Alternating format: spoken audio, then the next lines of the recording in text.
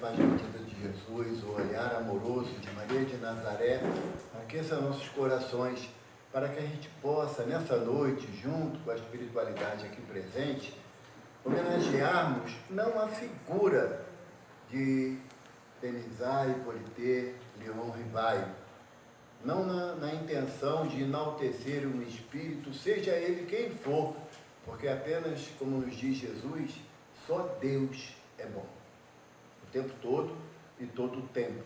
Mas também de darmos o nosso agradecimento do nosso coração a esse missionário de Jesus, que nós estamos aqui em Maricá relembrando, comemorando durante todo o mês de abril, com a finalidade de quê?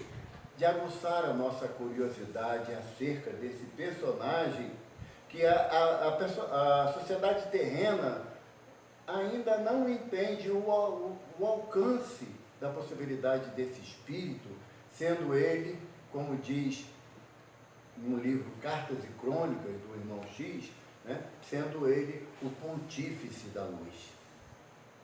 A nossa finalidade de falar sobre a missão de Kardec é, de uma certa forma, guardando as devidas proporções, também nos referenciarmos às nossas missões, aos nossos compromissos, às tarefas que voluntariamente nós aceitamos antes da presente encarnação, porque não existe, à luz do progresso espiritual realizado em todos os quadrantes do multiverso, nenhuma encarnação casual. Eu não sabia de nada, cheguei aqui, me percebi reencarnado e eu nem sei direito o que eu vim fazer.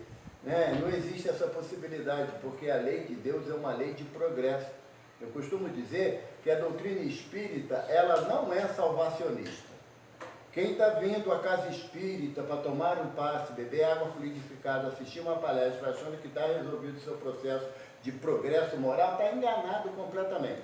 A doutrina espírita é uma doutrina progressista. À medida que eu vou estudando, que eu vou interpretando, dentro das minhas possibilidades, eu começo a deixar de realizar certas atividades, certas atitudes, que não condizem com aquilo que é proposta basicamente do Evangelho de Jesus traz para cada um de nós. Então, quando nós falamos de missão de Allan Kardec, nós estamos invariavelmente também falando das nossas missões, dos nossos compromissos, das nossas responsabilidades. Todo espírito encarnado nesse planeta tem uma tarefa a cumprir. Todo e qualquer. Não tem nenhum espírito, pela maior dificuldade que ele tenha, seja de forma social, financeira, político, ou mesmo de equilíbrio, de equilíbrio íntimo, todo espírito tem uma tarefa a desempenhar. Evidentemente, quando nós estamos dentro de uma comunidade espírita, isso fica mais acentuado. E quando nós começamos a participar de uma atividade, numa casa especificamente, a gente começa a entender que a responsabilidade não é só daqueles que nos dirigem, daqueles que estão com a responsabilidade de executar essa ou aquela tarefa, de que todos nós somos, guardando, repito, as devidas proporções, espíritos missionários. Sendo que a missão de cada um é compatível com a sua possibilidade de realização. Diz o Espírito Protetor no Evangelho segundo o Espiritismo, que Deus não oferece a um soldado de pouca possibilidade a tarefa de grandes batalhas, apenas grandes generais são incumbidos dessa tarefa. E quando eu olho para a minha realidade de espírito encarnado, eu vejo que a minha condição de soldado, eu não posso empreender uma tarefa muito grande para o qual eu não estou preparado. Quando nós falamos de Allan Kardec, nós não podemos nos ater ao dia 18 de abril de 1857, na edição do primeiro livro dos Espíritos, com 501 questões. Não podemos nos ater a isso. A história é extremamente antiga. Antiga a que ponto? Lá na época da Idade Média, quando a França enfrentava uma guerra absurda com a Inglaterra, a Guerra dos 100 Anos, a espiritualidade promoveu o reencarne de uma jovem, a donzela de Dom Remy, Joana d'Arc, para que pudesse começar no processo de unificação da França. Por quê? A França estava esfacelada não só pelas questões da própria guerra, mas também pelos ducados que existiam, cada grupo feudal queria mandar mais do que o outro. Era necessário que a França se unisse como nação para que ela pudesse oferecer as condições sociopolíticas e econômicas para, quando chegasse no ano do Brumário de 1799, ou seja, novembro de 1799, fosse realizada um conclave na espiritualidade, aonde reuniam-se aquele dia inúmeras personalidades das diversas culturas da Terra. Buda, Confúcio, Lao Tse, Sócrates, Platão, Agostinho, Lacordaire, Lamennais, espíritos de grandes expoentes filosófico e social, não só de França, mas da Europa, daquele tempo conhecido, ou da Grécia Antiga, ou da Roma Antiga, com a finalidade de se unirem, porque era chegado o momento do Consolador, como Jesus dissera lá em João, capítulo 14, versículo 15 a 26, a necessidade de que os meus discípulos serão conhecidos por muitos se amarem. E se, amando os meus discípulos, eu rogarei ao Pai, e Ele vos enviará um novo Consolador. Muito poucas vezes nós observamos essa proposta de Jesus, quando Ele nos fala de um novo Consolador. Por quê? O primeiro e o maior Consolador que nós temos é a figura do Divino Mestre Jesus, na sua boa nova, na sua mensagem que Ele trouxera de Deus, nos mostrando a necessidade de quê? Do amor. Só o amor constrói, fora da caridade não existe salvação. Jesus veio nos mostrar com tanta vivência essa necessidade do amor que nós devemos derramar uns sobre os outros, que o mundo não conheceu ainda essa proposta de Jesus. E o que nós fizemos? Cometemos a atrocidade de prendê-lo, de crucificá-lo, né? Mas mesmo assim o amor dele tudo supera. E quando ele nos propõe um novo Consolador, é o quê? O primeiro foi o amor. Nós tivemos dificuldade de compreender o amor até o dia de hoje. Então o novo Consolador vem trazer o quê? A razão, a fé raciocinada, para que a gente saia daquele obscurantismo da ideia do cristianismo nascente, de que tudo é mistério de Deus, tudo é segredo de Deus, para mostrar para a gente que é apenas através do discernimento, da fé raciocinada, de querer se questionar acerca dos pontos mais basilares do Evangelho de Jesus, é o novo Consolador que nos promete isso. Nessa reunião de novembro de 1799, nós vamos encontrar essa pleiade de espíritos reunidos naquela assembleia, e eis que chega também alguns espíritos ainda encarnados, né? Que pela experiência do sono iam compartilhar daquela reunião. E naquele momento entra no ambiente a figura de Napoleão I, o novo cônsul da França, aquele que chegou ao poder em função da dificuldade da Revolução Francesa de 1779, que implantou muito mais o terror do que o amor na ideia do liberdade, igualdade, fraternidade. E Napoleão representando a esperança da espiritualidade para acalmar o ambiente em França, para oferecer a possibilidade do início da terceira revelação. E Napoleão entra no ambiente e ele viu figuras de grande valor para a cultura mundial, e ele entra, claro, como sentindo-se como sendo o imperador de Roma, na sua altivez, no seu garbo, e ele olha, vê que todo mundo está olhando para ele, e ele pergunta: onde eu vou sentar? Onde está meu trono? E aí alguém aponta para ele e tinha um trono realmente, num patamar um pouquinho mais elevado, e ele sentou na sua pompa e na sua glória, e naquele momento houve-se um alarido como simbolizando a asa de anjos, e vê-se que uma grande luz vem descendo para aquele ambiente, como se fosse uma estrela que ia condensando-se gradativamente na figura humana. E aí eu vou ler, porque o texto que o irmão X traz para a gente é de tamanha beleza que as palavras não conseguem reproduzir. E aí diz assim: o céu pareceu-se pareceu abrir-se diante de todos, e uma voz enérgica e doce, forte como a ventania e veludosa como a ignorada melodia da fonte, exclamou para Napoleão, que parecia eletrizado de pavor e júbilo ao mesmo tempo: irmão e amigo, ouve a verdade que te fala em meu espírito. Eis-te à frente do apóstolo da fé. O apóstolo da fé, que sob a égide do Cristo descerrará para a terra atormentada um novo ciclo de conhecimento.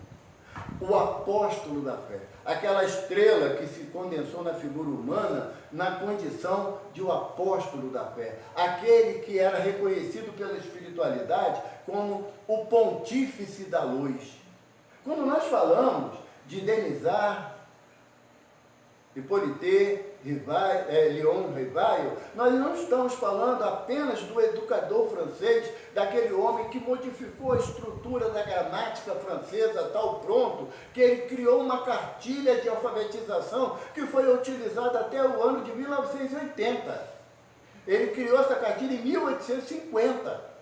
E durante 130 anos não houve necessidade de modificar essa cartilha da gramática francesa, porque, segundo os estudiosos, a língua francesa produz os verbos mais irregulares das línguas do planeta. E ele conseguiu condensar tudo isso numa cartilha de modo que as crianças pudessem aprender a falar e a ler em francês com mais facilidade. Nós estamos falando desse homem que durante 30 anos da sua vida dedicou-se às escolas, ao banco escolar, na alfabetização e preparação de jovens, que ele era possuidor da capacidade de ensinar química, física, matemática, biologia, astronomia, falava 6 idiomas. Não.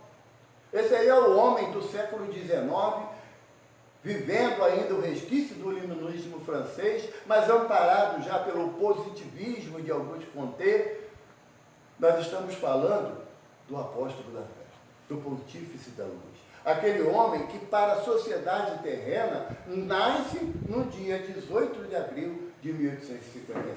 No momento em que ele edita, pela primeira vez, a primeira edição do Livro dos Espíritos, e veio trazer um conjunto de informações que nós estamos longe de imaginar o quanto que ele sofreu para que executasse essa tarefa. Quando a gente lê a biografia de Kardec, tem uma biografia de Allan Kardec, que foi editada pela Federação Espírita Brasileira lá em 1940, né, que era do Zeus Van Tuyl e do outro irmão, esqueci.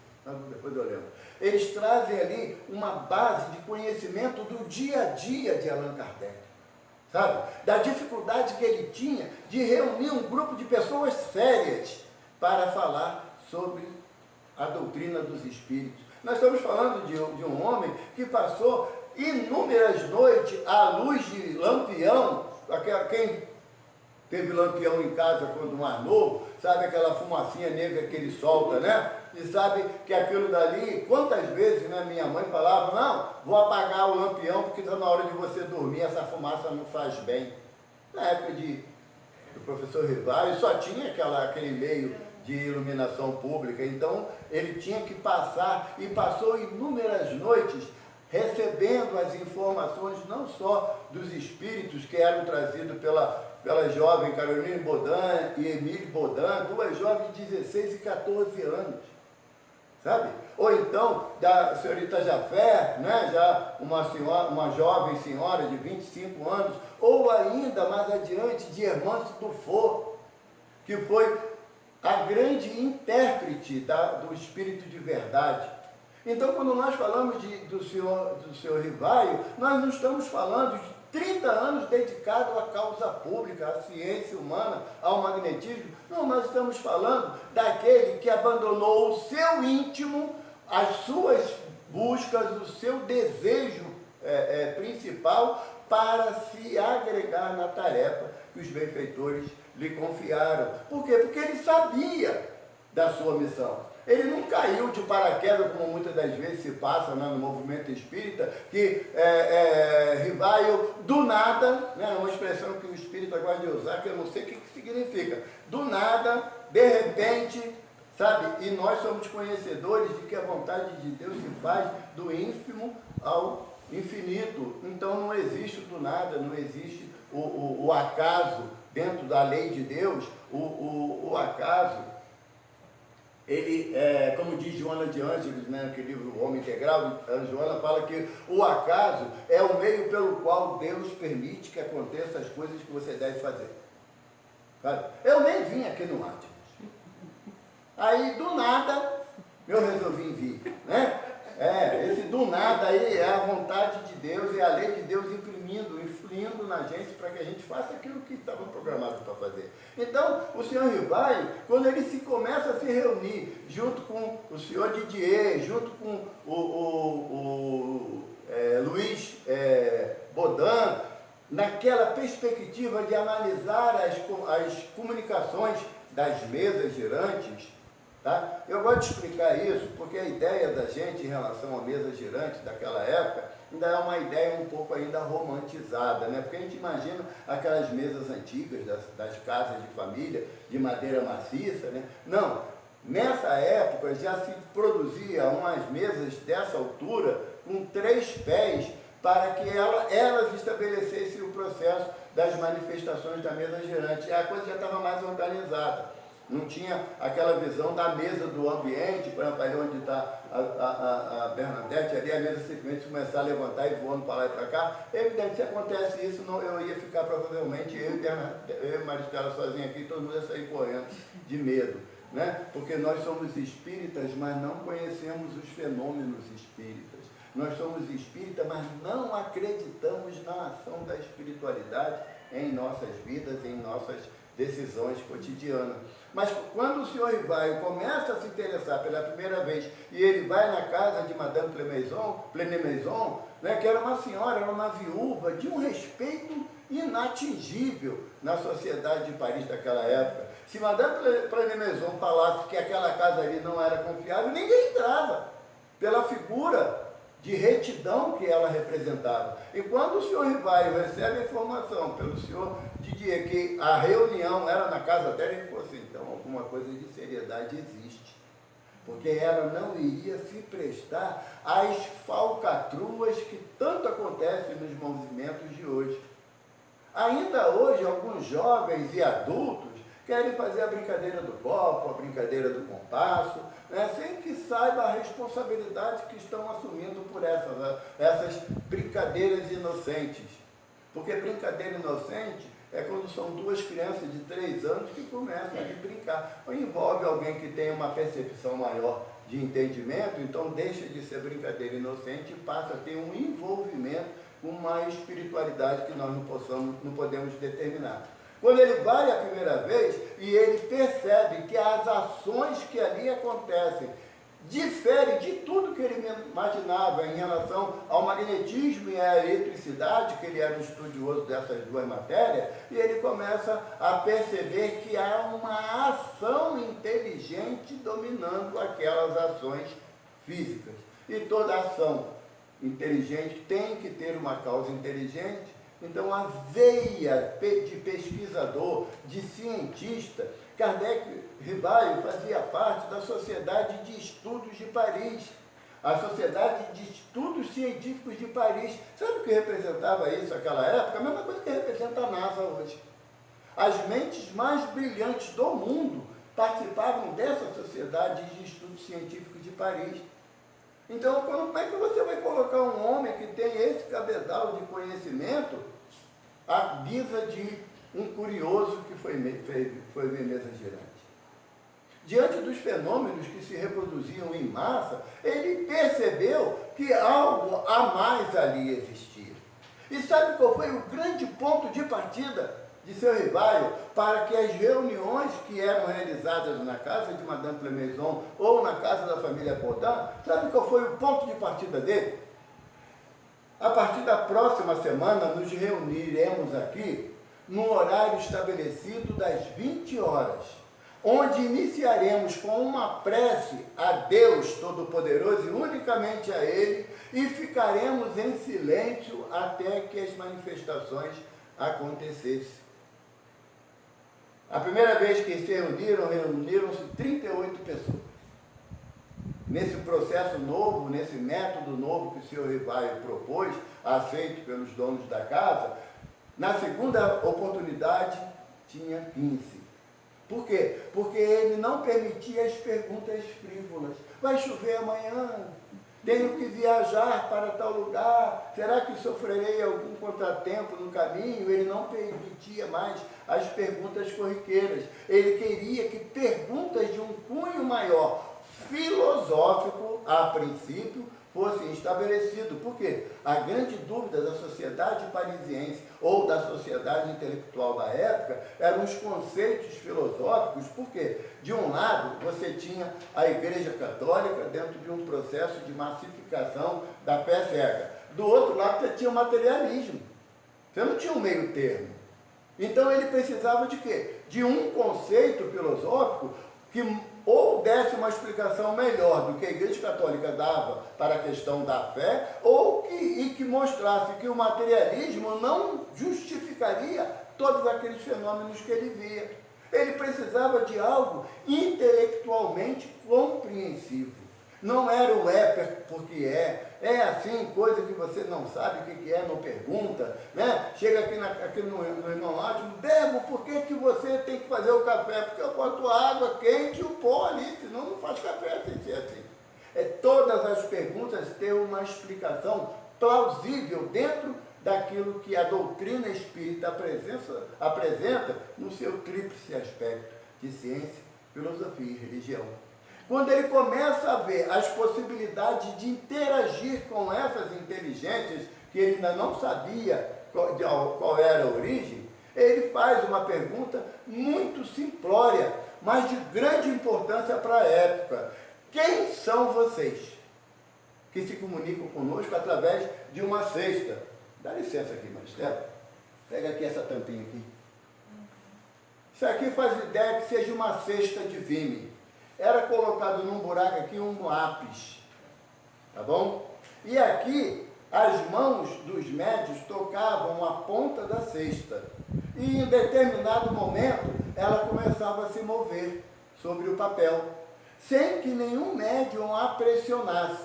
E a coisa começou a tomar um vulto tão grande de ação, de algo que ainda não tinha explicação, que bastava deixar a cesta sobre a mesa e os médiuns com as mãos em distância regular e a cesta começava a escrever. Só que tinha um detalhe, a cesta escrevia assim. Ela escrevia sempre em rotação. Então, para uma frase simples, eram 15 folhas, 16 folhas que eram utilizadas. E para ler, você tinha que ler assim, porque era o formato que a ação mecânica se fazia sobre a cesta. Quando ele percebeu que as propostas ali trazidas eram de alguma fonte que ele não conseguia explicar, e ele pergunta: quem são vocês? E a resposta veio: nós somos espíritos, homens que já viveram junto de vós e agora habitam o plano etéreo.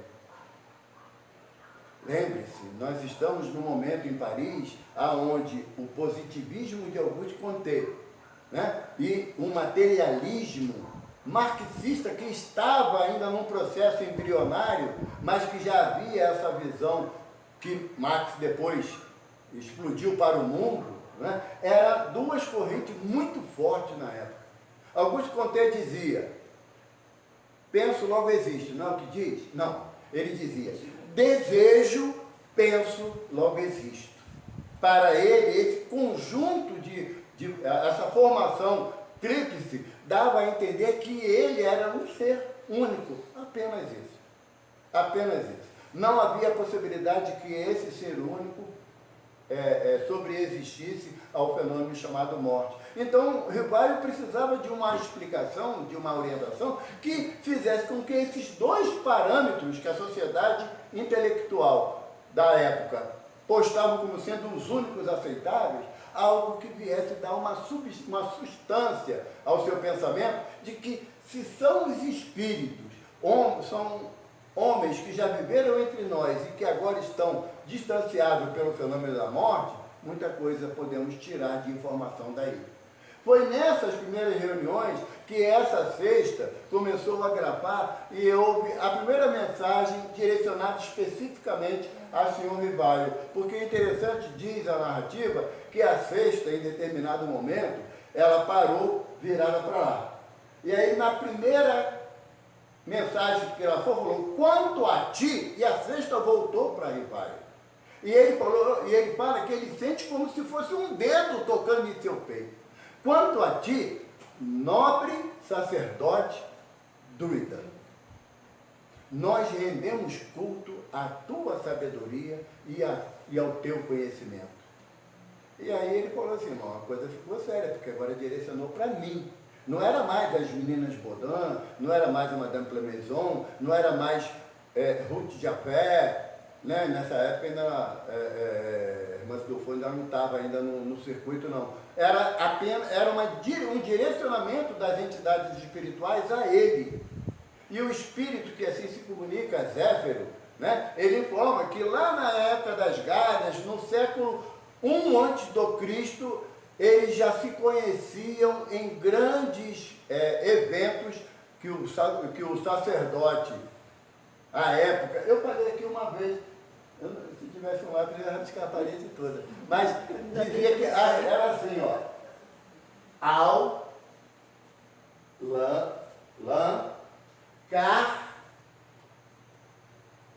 Kardec.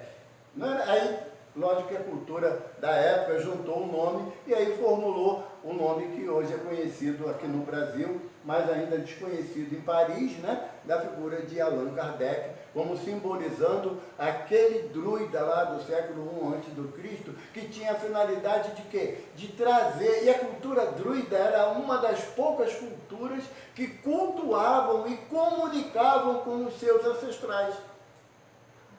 Era a única cultura da época. Os romanos tinham a ideia dos numes tutelares, mas era muito restrito ao grupo familiar. Os hebreus já tinham a cultura do Deus único, dos profetas, mas não da interação com o plano espiritual. Os druidas não.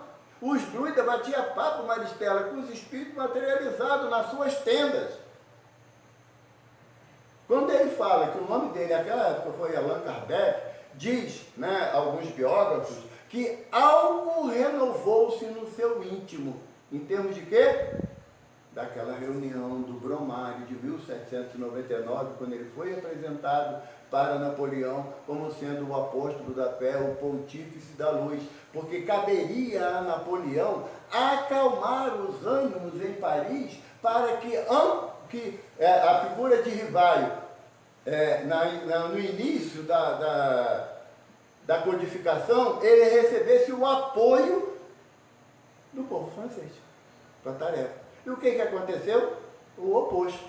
Né? Quem viu o filme, quem não viu, está no Netflix, é fácil de achar, né? O livro Allan Kardec. A gente vai lembrar que quando Napoleão III, sobrinho de Napoleão I, assume o poder em Paris, em França, ele faz um acordo com a Igreja Católica, entregando à Igreja Católica toda a linha educacional da França, quando houve aquele rompimento mais grave de Rivaio com o Liceu de Paris, onde ele abandona porque ele não aceitava esse tipo de interferência. Quando começa no desenrolar das tarefas na casa da família Baudin, ou ainda com o senhorita Japé, ele começou a receber comunicações de cunho pessoal quanto à tarefa que ele ia desenvolver. E essa tarefa, a gente buscando, né, o que está na narrativa, muitas das vezes a gente fala assim, cara, o Espírito de Verdade não brincou com ele, não. Não ofereceu a ele que seria um mar de almirante, aonde navegaria a nave da terceira revelação dentro de uma tranquilidade, sabe, né? Dentro de uma paz tão tranquila, em momento nenhum, porque o Espírito de Verdade fala assim para ele, o que ele poderia fazer para que a tarefa se cumprisse? O bem e dispor-se a suportar corajosamente qualquer provação para defender a verdade, ainda que precise beber cicuta, ou beber o veneno, aqueles que eram condenados na época de Sócrates, né, que foi condenado por falar a verdade a beber cicuta. Tanto que um dos discípulos falou assim, mas é um absurdo, mestre, você foi condenado à morte. Terás que beber cicuta. Mas você é inocente. Ele falou, querias que eu fosse culpado? Não, eu sou inocente. A minha consciência me tranquiliza quanto a isso. A arbitrariedade é de quem me condenou. E também com Kardec não foi diferente. Ele enfrentou tantas dificuldades. O que mais dói a Kardec não é as agressões que a Igreja Católica, o grupo protestante, que na época era também forte, também em algumas colônias, em algumas cidades francesas, era o que mais doía no coração dele, é o que a gente chama hoje de fogo amigo. Sabe? Quando a diretoria da casa se reúne e fala assim, puxa gente, vamos pintar a casa precisa ser pintada, e aí chega, pinta, olha, mas só deu para comprar tinta branca, que é mais barata. Horrível a tinta branca. Horrível. Todo dia a mesma coisa, essa tinta, não muda não. Essa diretoria não tem imaginação? Tem imaginação, só não tem dinheiro, é diferente. Né? Então o que mais doía a Kardec era o fogo amigo. Aqueles que estavam trabalhando com ele na codificação da doutrina e descia o sarrafo nele pela sua prepotência, o seu desejo de aparecer, que só o nome dele que podia figurar. E ele falou assim, ainda não tendes a maturidade necessária para levar chicotada e abençoar o chicoteador. Quem de nós, sofrendo uma agressão física ou mesmo uma verbal, e olhar para a pessoa e dizer assim, tá bom, agora vamos fazer a tarefa que nos compete. Tem um espírito que eu sempre trago no meu coração, Felinto Manuel, lá de Belo Horizonte. Era comum fazer a campanha do quilo lá, de bater em porta, né, pedindo 1 quilo para formar as cestas básicas, para ajudar a família, e ele bateu na casa de uma família católico praticante, né? E quando ele bate palma, que a mulher vem, e ele, minha irmã, bom dia, ela deu uma cusparada na cara dele. Ele falou assim, a minha parte eu já recebi, muito obrigado. Agora você tem 1 quilo de alimento perecível para dar para os irmãos necessitados? Sabe, Beto? É brabo, porque se a gente passa na rua, o outro não cumprimenta a gente já fica de bico, né? Não para analisar se a pessoa está passando por uma dificuldade qualquer momentânea, né? Que a pessoa está passando por uma dor, passando por uma desilusão, nada disso a gente pensa, só pensa que é mal educado, acabou. Né? Não. E se fingir, se falar comigo, eu fingi que não ouvi. Né? Então, Kardec sofreu inúmeras pressões daqueles que andavam junto dele. Ele chega um certo momento para a Mère Gabrielle Baudet, né, sua esposa, a doce Gabi, tá? Ele chega para ela e fala assim, eis que o meu peito sangra, não pela incompreensão dos incrédulos, mas pela negativa daqueles que conosco caminham. Não sei até quanto tempo eu suportarei. Nós temos um congresso para participar na cidade de Lyon em maio de 1869. Caso eu desencarne, você me prometa, doce Gabi, que você vai. Olha o compromisso dele com a difusão da doutrina espírita. Olha o compromisso dele. E quando ele estava nessa angústia, eis que toca a campainha, bate na porta dele, na Rua dos Mártires, número 8, e ele chega o correio trazendo um embrulho, ele observou que era um livro, pelo volume, ele abre o livro, e dentro do livro, na contracapa, tinha uma dedicatória. Senhor Kardec, passeando ontem à noite pela ponte do Rio Sena, de número 3, decididamente a jogar-me nas águas escuras e silenciosas do Sena, ao deparar a mão sobre a mureta, fria pelo vento da noite, senti um objeto que ali estava. Peguei, era esse livro. E ao folheá-lo, eu vi o erro que cometeria dando cabo da minha vida em qualquer circunstância da minha jornada. Este livro salvou a minha vida e vos devolvo como um sinal de gratidão pelo Senhor ter grafado. É o livro dos Espíritos. E ele fala, Amélie, encontramos um novo objetivo para a nossa jornada. retirar das garras do suicídio tantos quanto pudermos levar a notícia do livro dos Espíritos. Quando ele chega numa reunião particular com a irmã Cidufo, pai dela era conde da realeza de França da época, e o pai, o senhor Dufour, fala para ele: minha filha entra em certos transes que chega à raia do sofrimento, e alguém, pela boca dela, disse para procurar o senhor. E irmã Dufour, uma jovem de 20 anos, loira, olhos azuis, uma beleza singular, mas tanto sofrimento no olhar que ela não conseguia elevar sua cabeça para olhar os outros nos olhos. E Kardec chamou Amélie, ela preparou um chá para a menina sentou, e ele, quando começou a conversar com ela, ela se levanta e começa a verbalizar uma mensagem.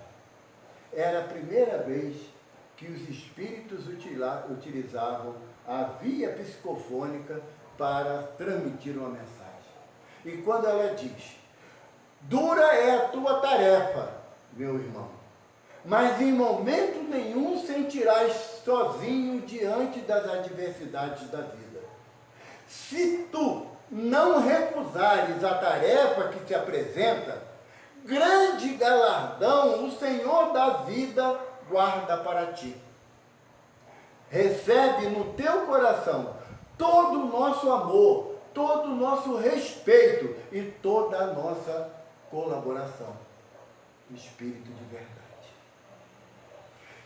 Kardec entra num choro convulsivo, porque ele tinha começado com as batidas na mesa, passou para a cesta.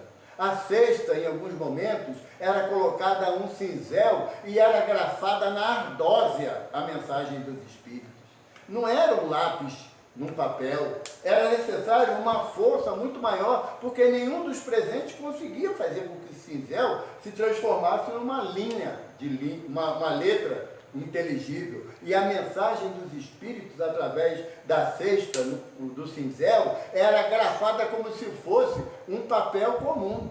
Ele viu que em determinado momento o Espírito São Luís, através da jovem Julie Baudin, diz, grafando, fala através da menina Júlia: por que não pegas um lápis para que a mensagem venha através das mãos da menina Julie? Aí deram um lápis na mão dela, a menina na época com 13 para 14 anos, e começou a gravar. Hoje a gente quer limitar a participação dos jovens nas nossas casas, né? Nas nossas reuniões, sabe? A gente estipula, não tem que ter tal idade, e o espírito, qual é a idade dele, qual é o preparo dele, qual é o compromisso dele, por que não oferecer oportunidade sem que seja uma imposição de uma vontade?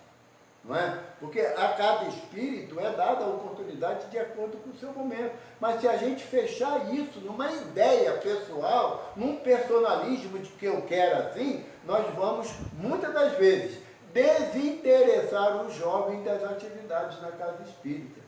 E caso vocês não saibam, eu vou dar essa informação, todos nós iremos desencarnar.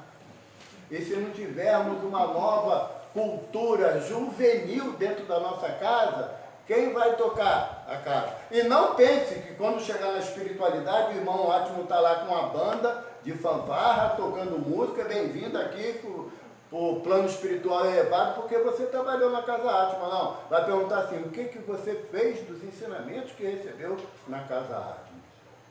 Não é? Então, à época, a menina, tanto Julie Baudin e Caroline Baudin eram crianças, mas elas tiveram a confiança daqueles que estavam ali. O Kardec chegava a fazer uma noitada, pernoite, na porta das meninas Baudin, até que elas estivessem em condições de receber a mensagem. Que a gente acha que foi assim: Kardec estava na casa dele e pintou um WhatsApp, né? Dá um pulo aqui na casa do Baudin, vai ter uma parada aqui, você vai assistir. Não, não foi. Era tudo com uma dificuldade muito grande. E ele só tinha para confiar em um aspecto. quando o Espírito de Verdade diz para ele. Ele pergunta, diante das dificuldades que eu enfrento, na minha vida material, depois de 30 anos de magistério, de ser guarda-livros, que era o contador, né? De então, guarda-livros de várias empresas. Hoje, eu preciso do dinheiro da minha esposa para comer um pedaço de pão. Diante dessa dificuldade toda, o Espírito de Verdade me assiste nessa dificuldade. Aí vem a mensagem através de Ruth de Japé, psicografia.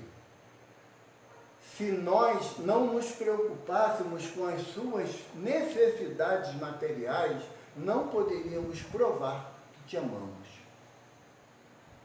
Um dia parou para pensar nisso? O quanto que Átmos nos ama, buscando pelos meios lícitos, nos auxiliar a sair de situações tão dolorosas, tão difíceis. Quantas vezes a gente vai dormir sem saber o que vai acontecer no dia seguinte? Né?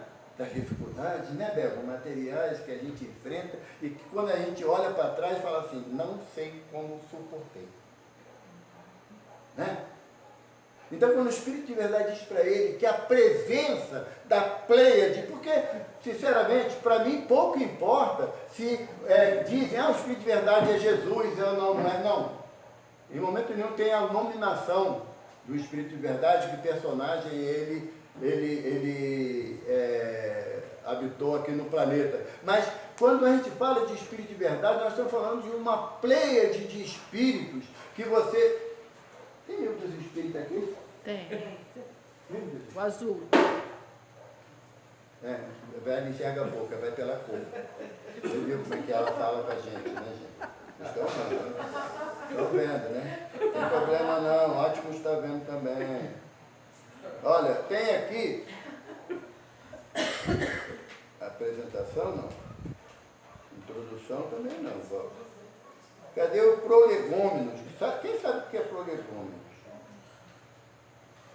Sabe não? 77. Achei.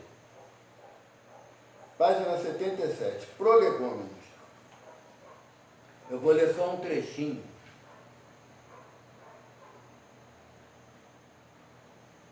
Não está aqui. Trocaram. No Prolegômenos, na outra edição, que não é essa que é do Evandro Noleto Bezerra, ele vem falando, os espíritos vêm falando da necessidade de se reunirem para auxiliar o homem no seu progresso, na sua intelectualização. E no final da página, eles assinam, 13 espíritos assinam aquela obra. Tá show? Tá vendo? Deixa eu ver. Ele vai, 13 espíritos assinam aquela obra. Você sabe quem é o primeiro espírito? Aqui, ó. Obrigadão, amiga. Tá? Ele fala assim, ó, o orgulho e a ambição serão sempre uma barreira entre o homem e Deus. São um véu lançado sobre as claridades celestes e Deus não pode servir-se de cego para fazer que compreendamos a luz. Assina São João Evangelista, Santo Agostinho, São Vicente de Paula, São Luís, o Espírito da Verdade, Sócrates, Platão, Fénelon, Franklin, Swedenborg, Emmanuel e etc. Quando ele fala, o primeiro que assina é São João Evangelista. Quando vocês tiverem um tempo, vocês pegam o Evangelho, Atos dos Apóstolos, quando falando de Jesus, depois da reunião dos 500 da Galileia, Pedro fala assim, Senhor, e quanto a ele, já que todos teremos que partir, como tu nos alerta, não ia ficar para mim não, tá bom? Aí, Pedro pergunta, e quanto a ele, o João Evangelista? Aí Jesus falou assim, que te importa se eu quero que ele fique até eu voltar? Jesus responde isso a Pedro. O que Jesus está falando? Que João Evangelista é o espírito que tem a missão de implantar o plano de regeneração aqui na Terra. Em nome de Jesus. E por isso que ele assina ali no Prolegômenos como sendo o primeiro espírito responsável pela codificação de Allan Kardec. É o Espírito que muitas das vezes a gente acha que ele tinha finalidade só de fazer o Evangelho, ou então de fazer o Apocalipse lá na ilha de Patmos. Não, a figura desse Espírito que depois veio na condição de Francisco de Assis, para que ele pudesse mostrar que é possível seguir o Evangelho de Jesus, mesmo diante das nossas dificuldades. É possível confiar na tarefa que os Espíritos nos dedicam, nos oferecem a oportunidade do trabalho, aqui na Casa Átimo, como se tiver que espargir isso para a cidade toda de Maricá, ou para o estado do Rio de Janeiro, ou para o Brasil, de meu Deus, ou para o planeta. As tarefas que nos são confiadas são devidamente proporcional às nossas possibilidades de realização. Em nenhum momento Allan Kardec duvidou da assistência dos bons espíritos. E por que o Evaldo vai duvidar diante da dificuldade que ele possa enfrentar de qualquer ordem? Muitas das vezes a gente chora porque a gente quer ter um par de tênis, uma sandália, que não tem dinheiro para comprar e minha vida está um desespero. Mas a espiritualidade fala assim, poxa, estende a mão para aquele que não está descalço, para aquele que não tem nada.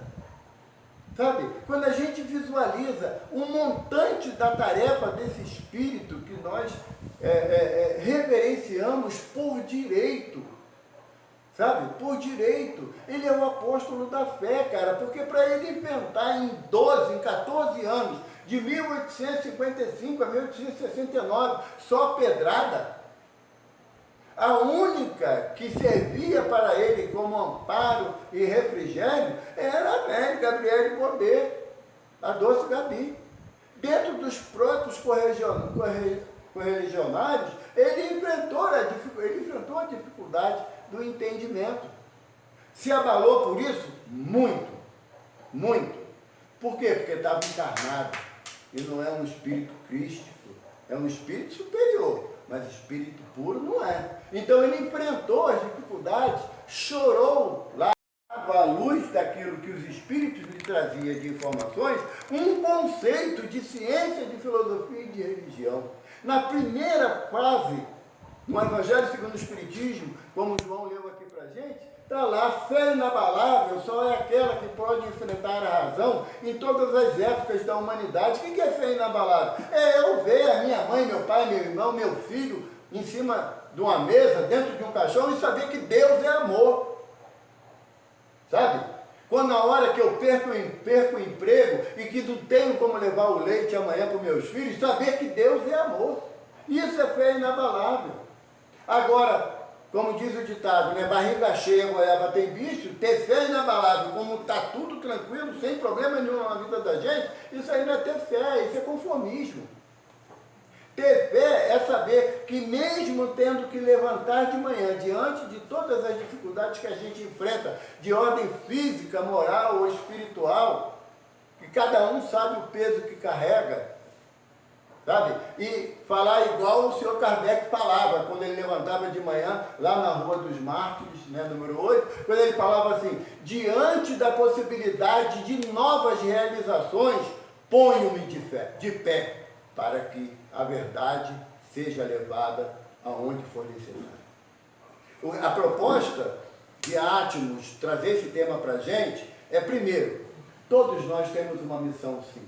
Ninguém está aqui para passear, para tirar férias, todos nós temos tarefas. E não importa se é na Feira do Livro, né, Álvaro? Ou se é na distribuição de cesta básica, atendendo aquele que chora, sabe? Não importa. É você saber que a tarefa, ela será cumprida, será exercida dentro da fé inabalável, da confiança de que nós não estamos sozinhos. De chegar aqui no Átmos, sem me importar se a parede é branca ou não, mas o que eu posso ajudar a Mãe Estela? Sabe? Chegar para a direção da casa, olha só, Mãe Estela, eu não entendo o que você falou, mas eu quero ajudar no que for preciso. Porque a doutrina espírita não é feita de espíritos puros. A doutrina espírita, ela é feita de espíritos em busca da pureza, da perfeição. E todos nós, aqui reunidos, em nome de Átmos, com tantos amigos espirituais aqui para nos abraçar, é para falar assim, eles falam para a gente, nós confiamos em vocês.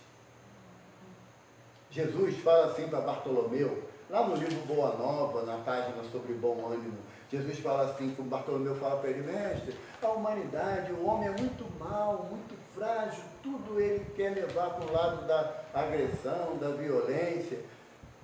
O senhor acha que o Evangelho vai impor uma renovação?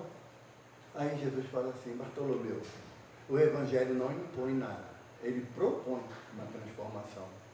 E se eu, Bartolomeu, não acreditasse na capacidade do homem de se modificar, eu não teria vindo.